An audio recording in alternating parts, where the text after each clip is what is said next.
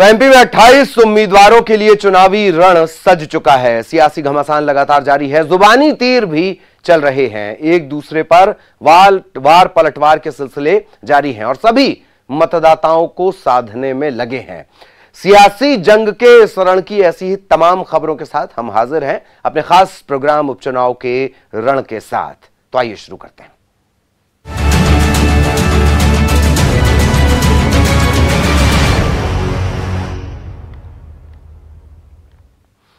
तो सबसे पहले उपचुनाव के रण में बड़ा अपडेट आपको बता दें, सीएम शिवराज के ताबड़तोड़ दौरे होने वाले हैं। सीएम शिवराज तूफानी दौरा करेंगे। उपचुनाव में शिवराज के 15 दिन में 90 सभाएं वो करेंगे। एक सीट पर 3 सभाओं का टारगेट। बीजेपी ने सीएम का दौरे का ही प्लान तैयार किया है। इसके अलावा ज्योतिरादित्य सिंधिया, नरेंद्र सिंह तोमर, वीडी शर्मा, कैलाश विजयवर्गीय, प्रहलाद पटेल, इनके भी चुनावी दौरे होंगे।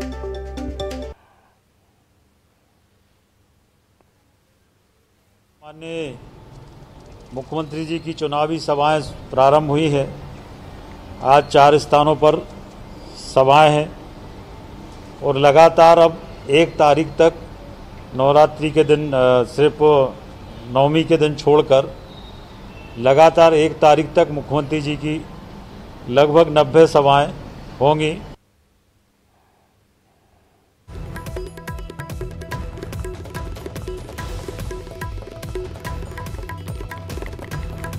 और ज्योतिरादित्य सिंधिया, नरेंद्र सिंह तोमर, तमाम लोग और भी रहेंगे, लेकिन फिर एक बार जिम्मेदारी सीएम शिवराज के कंधों पर। सहयोगी मनोज हमारे साथ जुड़े हुए हैं, सीधा आपको लिए चलेंगे। तो मनोज, एक बार फिर स्थिति वही हो गई कि बीजेपी की फिर से वही आस, सिर्फ शिवराज। उनके ताबड़तोड़ दौरे को देखते हुए यही लगता है सारा दारोमदार उनके कंधों पर। बिल्कुल ललित, क्योंकि बीजेपी पहले ये साफ कर चुकी है कि उपचुनाव जो लड़ा जा रहा है वो शिवराज सिंह चौहान और कमलनाथ के बीच में लड़ा जा रहा है। ये 2 चेहरे हैं, कांग्रेस की तरफ से कमलनाथ है तो बीजेपी की तरफ से शिवराज है। यही कारण है कि पार्टी ने एक बड़ा कार्यक्रम तैयार किया है शिवराज को लेकर और एक विधानसभा में 3 सभाओं का टारगेट रखा है। यही कारण है कि 15 दिन में 90 सभाएं सीएम शिवराज सिंह चौहान करेंगे, क्योंकि उनकी ये तूफानी दौरे अभी भी लगातार जारी है। ग्वालियर संभाग में लगातार वो आज 4 सभाएं कर चुके हैं। ऐसे में लगातार ग्वालियर चंबल संभाग के अलावा भी मालवा क्षेत्र की जो विधानसभा की सीटें जहां पर चुनाव होना है वहां पर भी जो है लगातार शिवराज सिंह चौहान प्रचार प्रसार करेंगे और 15 दिन में 90 सभाओं का पूरा कार्यक्रम तैयार हो चुका है। और तमाम जो उपचुनाव की सीटों पर जो पदाधिकारी बीजेपी के हैं उनको इस कार्यक्रम से अवगत करा दिया गया है। तमाम तैयारियों को लेकर क्या ये भी माना जाए मनोज की ये जो ताबड़तोड़ दौरे हैं या ये जो तूफानी दौरा जिसे आप कह रहे हैं, इसे ऐसे भी देखा जा सकता है कि जो कैंडिडेट हैं या जो हृदय परिवर्तन करवाकर आए हैं, दरअसल उनमें वो बात नहीं जो सीएम शिवराज की सहजता सरलता में है या उनके जो आत्मीयता वो अपने वोटर्स के साथ बना लेते हैं उसमें है। ऐसे भी इसे देखा जाए मनोज?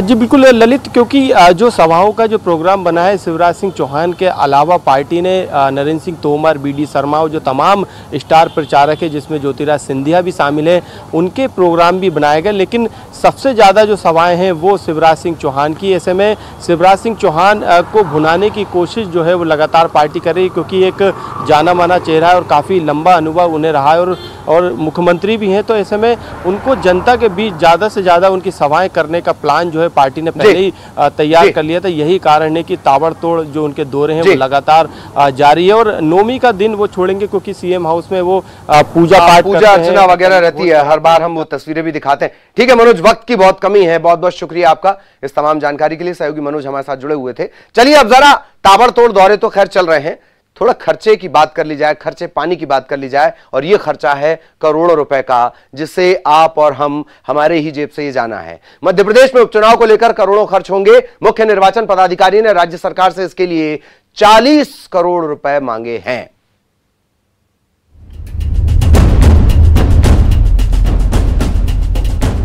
अट्ठाईस सीटों के ये उपचुनाव हर मामले में ऐतिहासिक हैं। ये पहले ऐसे उपचुनाव होंगे प्रदेश के जहां चुनाव का खर्च 5 गुना तक महंगा हो गया है। 28 सीटों के उपचुनाव को लेकर मुख्य निर्वाचन पदाधिकारी ने राज्य सरकार से 40 करोड़ रुपए की मांग की है। ये 40 करोड़ के उस बजट के अलावा राशि है जिसका सरकार चुनाव के लिए पहले ही प्रावधान कर चुकी थी। अब इस मुद्दे पर सियासत शुरू हो गई है। कांग्रेस पहले से ये कहती रही है कि कोरोना संकट के इस माहौल में ये उपचुनाव थोपे गए हैं। अब एक नजर में जान लीजिए खर्च क्यों बढ़ा। असल में बढ़ा हुआ खर्च कोरोना संकट के एहतियात का है। मतदान केंद्रों तक कर्मचारियों को फिजिकल डिस्टेंस के साथ भेजने के लिए परिवहन का खर्च बढ़ा है। एक दिन पहले पोलिंग स्टेशन सैनिटाइज होंगे, हर बूथ के दरवाजे पर थर्मल स्क्रीनिंग की जाएगी, वेटिंग रूम बनेंगे। इस बार महिला पुरुष के लिए अलग अलग पैरामेडिकल स्टाफ की तैनाती भी रहेगी बूथ पर। जो कर्मचारी ड्यूटी पर रहेंगे उनके लिए पीपीई किट खरीदा जाएगा। कांग्रेस विधायक कुणाल चौधरी ने कहा कि उपचुनाव दल बदलने वाले नेताओं की वजह से हो रहे हैं, लिहाजा वसूली भी उन्हीं से की जाए। मध्य प्रदेश पे लोकतांत्रिक मूल्यों का कत्ल करने वाले लोगों के कारण जो 5 गुना चुनाव का खर्च बना है, जिन्होंने अपने मत को बेचा, जनता को मत को बेचा, आज उसकी कीमत फिर वापस जनता को भरनी पड़ रही है।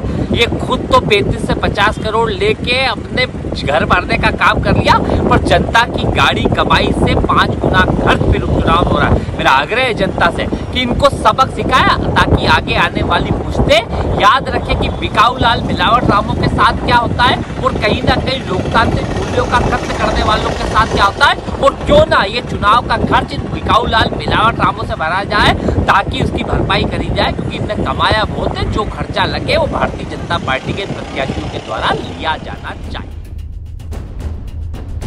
उपचुनाव के 5 गुना महंगा होने पर कांग्रेस के आरोप पर बीजेपी का पलटवार कि सत्ता में रहते हुए कांग्रेस ने भी 100 से ज्यादा राज्यों की सरकारों को भंग किया। कांग्रेस पर करोड़ों की वसूली निकलेगी। कांग्रेस के ही सदस्य और विधायक 25 ने अपने पदों से त्याग पत्र दिया। संवैधानिक अधिकारों, लोकतांत्रिक अधिकारों का इस्तेमाल किया।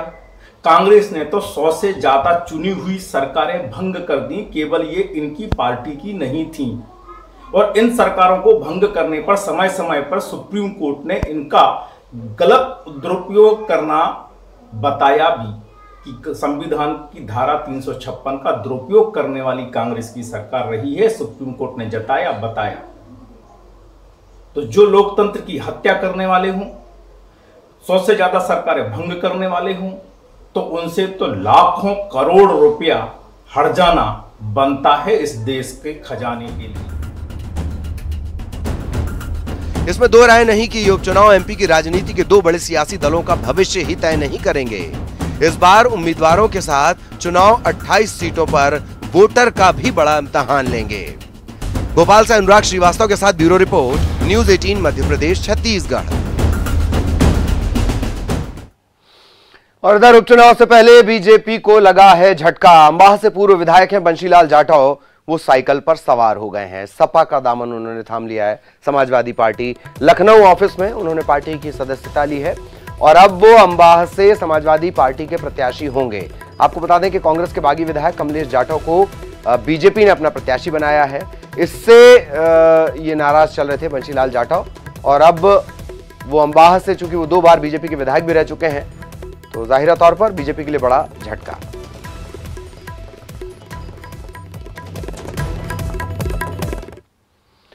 और सीएम शिवराज के खिलाफ अभद्र टिप्पणी करने वाले कांग्रेस नेता दिनेश गुर्जर के खिलाफ पुलिस ने एफआईआर दर्ज की है। कांग्रेस नेता दिनेश गुर्जर ने सीएम शिवराज को एक सभा में उनके लिए आपत्तिजनक शब्दों का इस्तेमाल किया था।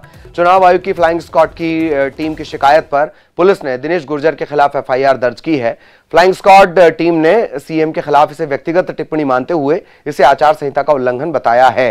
11 अक्टूबर का यह मामला है। अशोकनगर के राजपुर गांव में चुनावी सभा को संबोधित करते हुए कांग्रेस किसान मोर्चा के प्रदेश अध्यक्ष दिनेश गुर्जर ने सीएम को लेकर यह टिप्पणी की थी। इस पर रिटर्निंग ऑफिसर ने अमर्यादित भाषा मामले में इसे आचार संहिता का उल्लंघन माना है। यह बहुत अच्छी बात है। अगर कोई गलत करे तो उसके खिलाफ निश्चित तौर पर कार्रवाई होनी चाहिए, पर ये जो रफ्तार है ये हर पार्टी के लिए, तमाम राजनेताओं के लिए समान होनी चाहिए।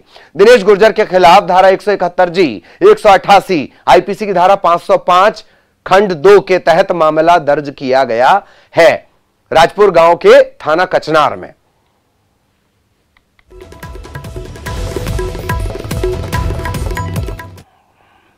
और उपचुनाव के रण में किसी भी तरह जनता को मनाने के लिए, जनता जनार्दन को मनाने के लिए प्रत्याशी क्या कर रहे हैं। सांवेर में जल संसाधन मंत्री तुलसी सिलावट, जनता को उन्होंने दंडवत प्रणाम किया। तुलसी सिलावट ने मंच से कहा कि अब वोट मांगने के लिए समय कम बचा है, लिहाजा वो यहीं से प्रणाम कर ले रहे हैं।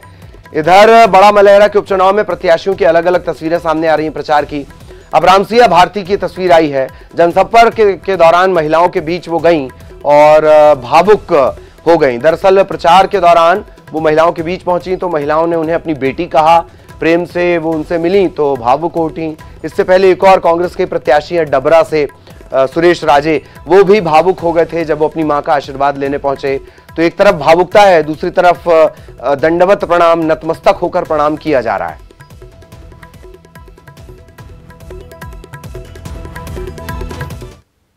और विधानसभा अनूपपुर के उपचुनाव में भारतीय जनता पार्टी के प्रत्याशी बिसाहूलाल ने रिटर्न अधिकारी के सामने उपस्थित होकर नामांकन दाखिल किया और इस दौरान प्रदेश अध्यक्ष विष्णुदत्त शर्मा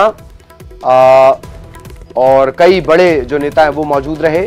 बिसाहूलाल से पूछे गए सवालों में उन्होंने कहा है कि मेरे द्वारा विकास कार्य किया गया है और चुनाव में विकास ही मेरा मुद्दा है। अब ये विकास उन्होंने कब कर लिया? बेंगलोर तीर्थ पर वो गए थे, बेंगलोर तीर्थ से वो वापस आए होंगे, फिर मंत्री अभी बने हैं वो, तो उन्होंने विकास कब किया, इसका भी सवाल उनसे जरूर इलाके की जनता पूछेगी।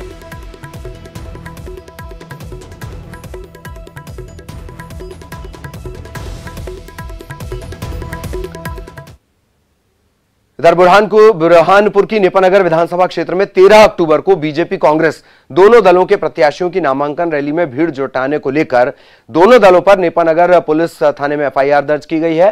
दरअसल निर्वाचन आयोग के मुताबिक दोनों दलों को 100 लोगों को शामिल करने की इजाजत दी गई थी, लेकिन कोरोना काल का जमकर उल्लंघन हुआ। कांग्रेस के मंडलम अध्यक्ष जगमीत सिंह जौली और संजय अहिरे पर धारा 188 महामारी एक्ट, आपदा प्रबंधन एक्ट, इसके तहत केस दर्ज किया गया है।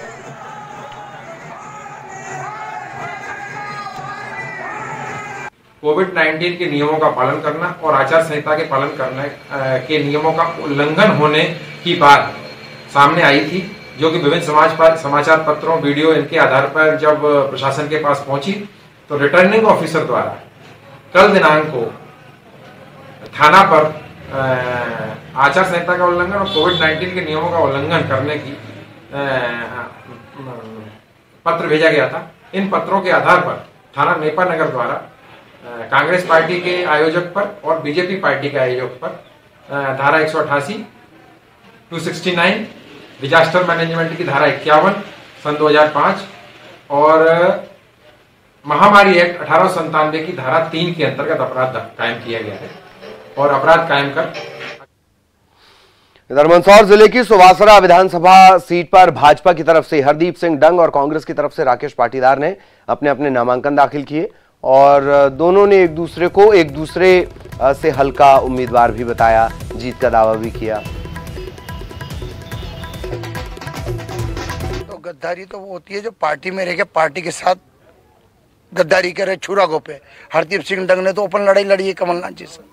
अगर काम नहीं हो रहा है तो मैंने कमलनाथ जी अब आपके रास्ते, मैं मेरे रास्ते।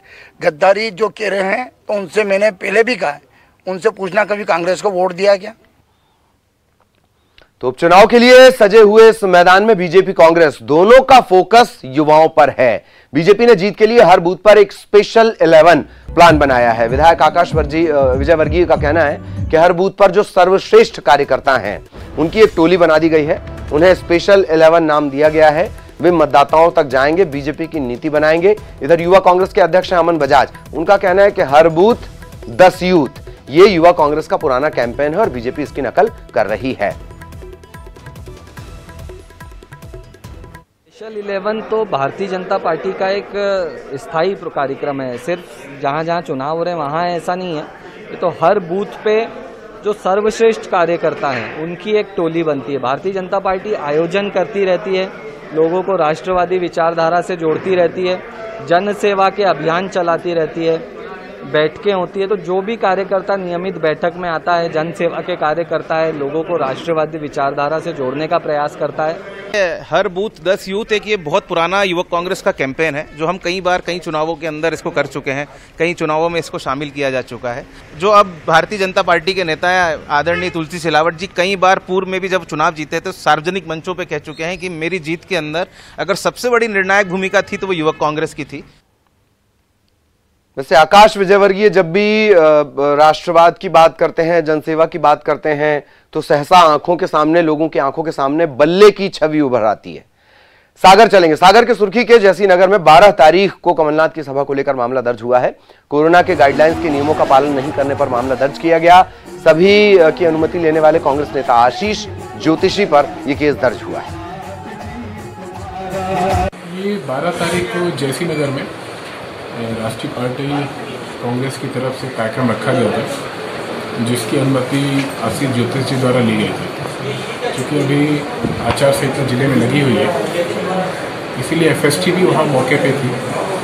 एफएसटी क्रमांक 3 जिनको कि एचवीटी में स्टेट की पावर डेलीगेट की गई है, उनके द्वारा एक आवेदन दिया गया। 12 तारीख को जो सभा थी उसमें जो शर्तें दी गई थी उसका पालन नहीं किया गया है। और यहां रुकेंगे एक ब्रेक के लिए।